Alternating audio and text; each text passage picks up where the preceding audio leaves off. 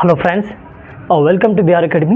मैं मोहम्मद तकबीर आलम स्वागत करता हूं बिहार एकेडमी में। जैसा कि आपको मालूम होगा, इससे पहले हम लोग क्या किए हैं, एक टॉपिक पढ़ाए थे लोकसभा। आज हम लोग क्या करेंगे, राज्यसभा से एक टॉपिक लेंगे। क्या है राज्यसभा, और उनसे जो भी छोटे मोटे पॉइंट बनता है ना, तमाम पॉइंटों को आपके सामने हम लोग चर्चा करेंगे। देखिए ये टॉपिक जो है ना, कंपटीशन के साथ साथ जो है ना, क्लास 9th का स्टूडेंट हो या 10th है या 12th है, इसके लिए भी जो है ना ये ज़रूरी होता है। खास करके अगर बात करेंगे 12th क्लास में, पॉलिटिकल साइंस में जो आउट ऑफ क्वेश्चन पूछता है, यही सब टॉपिक से लेता है। इसीलिए हम लोग क्या किए हैं, बारी बारी से पढ़ाएंगे। तो कल हम लोग पढ़ाए थे कि केंद्रीय स्तर पर जो सांसद होते हैं, इनका 3 अंग बतलाए थे। एक बतलाए थे क्या, लोकसभा, राज्यसभा और राष्ट्रपति, यानी तीनों का मिलकर के ही बनता है क्या चीज़, संसद बनता है। तो ये याद रखें। तो संसद का ये क्या है, अंग है राज्यसभा। तो चलिए, राज्यसभा का जो चर्चा जो की गई है ना, भारतीय संविधान के अनुच्छेद 80 में जो है ना, ये याद रखिएगा, राज्यसभा की चर्चा की गई है। तो राज्यसभा से कौन कौन सा पॉइंट आपको पूछा जाएगा, ध्यान दोगे। यहाँ लिखा हुआ राज्यसभा का पहला अन्य नाम, कल हम लोग बतलाए थे लोकसभा का अन्य नाम पढ़ाए थे।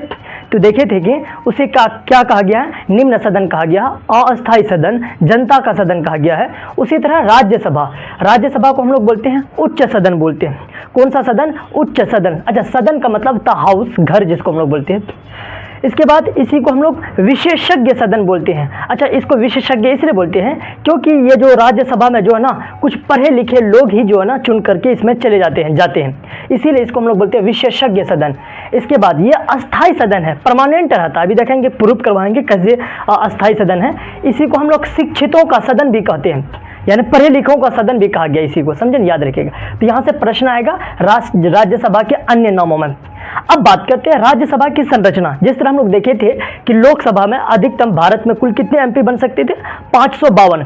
उसी तरह क्या है, राज्यसभा के सदस्यों की अगर संरचना पर बात करेंगे कि राज्यसभा के सदस्यों के यानी अधिकतम जो सदस्य भारत में जो बन सकते हैं वो 250 तय की गई है। कितने तय की गई है, 250। समझे बात को।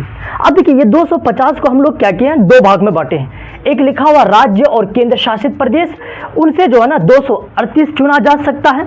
लेकिन कितने चुना जाता है, मात्र 233।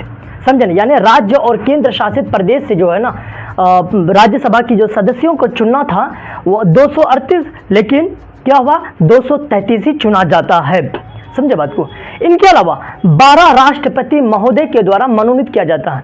12 जो राज्यसभा के एमपी होते हैं ना, वो राष्ट्रपति महोदय क्या करते हैं, मनोनीत करते हैं। अच्छा, मनोनीत किसे करते हैं, जैसे भारत का कोई पढ़े लिखे लोग होगा, जैसे कला के क्षेत्र में कोई स्पेशलिस्ट होगा, इसके अलावा विज्ञान के क्षेत्र में, साहित्य के क्षेत्र में, खेल के जगत में, फिल्म जगत में या समाज सेवा में कोई अच्छा भूमिका निभाया है ना, तो ऐसी परिस्थितियों में क्या करता है, राष्ट्रपति महोदय 12 यानी राज्यसभा के एमपी को क्या करते हैं, मनोनीत करते हैं।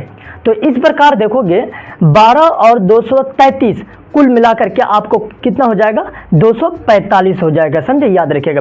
तो भारत में जो है ना वर्तमान समय में राज्यसभा के जो एमपी है कितने हैं, 245 हो गया। जैसे अगर देखिएगा तो ये 245 हो गया। समझे ना बात को।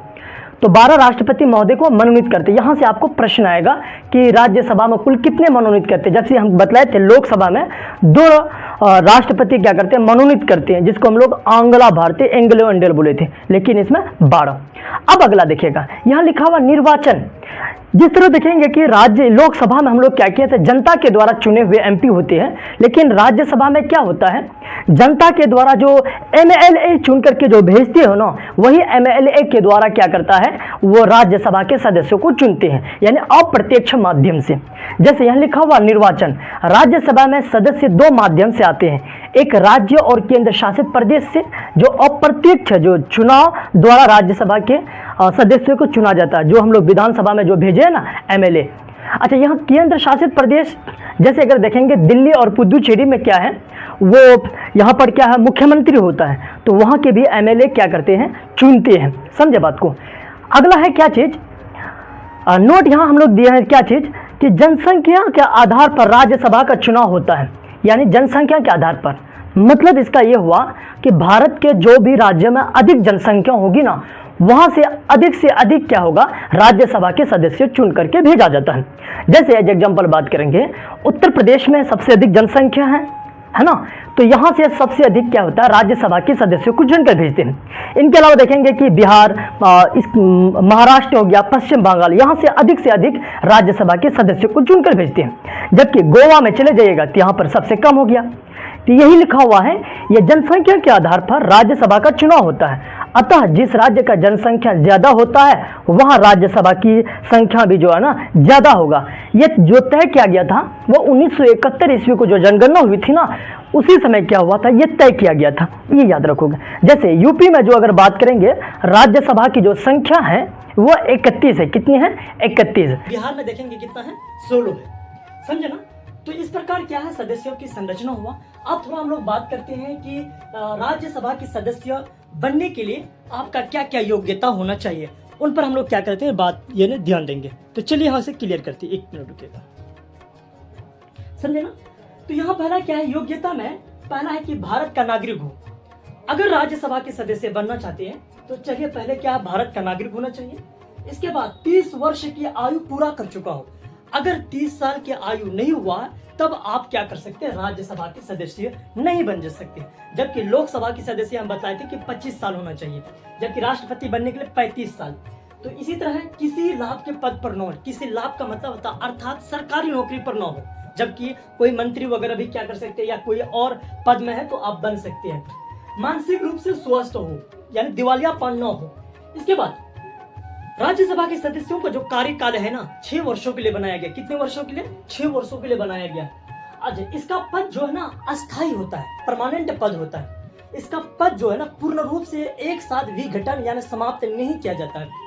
जैसे यहाँ लिखा हुआ प्रति 2 वर्ष पर 1/3 सदस्य अवकाश ग्रहण करते हैं। देखिए कैसे उसका पद को हटाया जाता है। मान लो उदाहरण के तौर पर कि भारत में 99 राज्यसभा की सांसद है ना। अब 2012, 2014, 2016 यहाँ पर भी 33 लोगों को चुने, इसमें भी 33 लोगों को चुने, 33 तो 33 99 हुआ। तो 2012 में जो लोग चुने जाएंगे, 2016 जब आएगा ना तो उनका कार्यकाल जब पूरी कब हो जाएगा, तो याद रखोगे इनका कार्यकाल जो पूरा होगा ना वो कब होगा, 2018 यानी 16 को। अच्छा, जैसे 2016 को इसका कार्यकाल पूरा होगा तो ये 2012 वाला को हटाएगा, फिर 2018 को क्या होगा, 33 को जोड़ देगा, 33 का फिर चुनाव करवा देगा। फिर अगर वही 2014 वाला जाएगा, 2020 में क्या होगा, इसका 6 साल पूरा हो जाएगा, है ना। अब 6 साल इसका पूरा होगा तो इसका समाप्त होगा, फिर 33 को क्या करेगा, चुनेगा। यानी इसका मतलब हुआ एक साथ इसको पूर्ण रूप से नहीं हटा रहा है। इसी कारण इसको हम लोग बोलते हैं क्या चीज, अस्थाई सदन बोलते हैं। जो हम लोग यहाँ लिखे हैं ना कि लोग राज्यसभा की जो सदन होते हैं वो अस्थाई होते हैं, परमानेंट होते हैं, समझे बात को। जैसे यहाँ दिया 2012 को खाली हो जाएगा, 2014 को, फिर 16, फिर 18 ये ना 18, फिर अगर मान लेते हैं जिसका कार्यकाल इधर समाप्त होगा फिर इधर जुड़ते चला जाएगा। इसी तरह सिस्टम होते चले जाता है। मतलब 33 हटा फिर 33 को जोड़ेगा, फिर 33 हटा फिर 33, यानी प्रति 2 वर्षों में क्या करता है, इसका चुनाव होते रहता है, समझे ना। और इसका जो है ना मत जो देते हैं ना, हम आपको बताएं कि आपके द्वारा चुने जो MLA होते हैं ना, ये याद रखेगा, उन्हीं लोग क्या करते हैं, राज्यसभा के सदस्यों को चुनते हैं। इस प्रकार आपको समझ में आना चाहिए। अब देखिए यहाँ अगला पॉइंट क्या है, राज्यसभा के जो सभापति जो ना उपराष्ट्रपति होते हैं। सभापति किसे बोलते हैं, जो राज्यसभा के स्पीकर महोदय होते हैं ना, जो कहता है ना आप खड़ा होइए, आप बैठ जाइए, समझे ना, आप अपनी बात को रखिए, आप अपने व्यक्तित्व को ये ना जो बोलना है आप खड़े होकर के बोलिए। ये सब बात जो है ना कौन करवाता है, उपराष्ट्रपति। इसी उपराष्ट्रपति को ही हम लोग बोलते हैं उपसभापति, सॉरी यानी सभापति बोलते हैं, यानी उपराष्ट्रपति थे। क्वेश्चन देगा राज्यसभा के सभापति कौन होते हैं, तो याद रखोगे राष्ट्र यानी उपराष्ट्रपति भारत के। लेकिन एक होता है उपसभापति। उपसभापति को कौन चुनते हैं, जो राज्यसभा के जितने सदस्य होते हैं ना वही सदस्य मिलकर के क्या करते हैं, उपसभापति को चुनते हैं। ये याद रखेगा। इस प्रकार आपको क्या होगा, राज्यसभा से प्रश्न देखने को मिलेगा। वनडे का एग्जाम में जाओगे या पॉलिटिकल साइंस का जो क्लास 12 तक का खास करके जो स्टूडेंट हैं, यहाँ से आपको क्वेश्चन देखने को मिलेगा जो आपका टॉपिक में नहीं है। चलिए बाकी यही तक रखते हैं। अगला टॉपिक हम लोग क्या करेंगे, राष्ट्रपति लेकर के आएंगे। जहाँ तक अगर आपको किसी प्रकार के समझ में नहीं आए तो आप कमेंट बॉक्स पर कमेंट कीजिए। बाकी हम लोग यही तक रखते हैं। जय हिंद जय भारत, स्क्रीनशॉट लीजिए।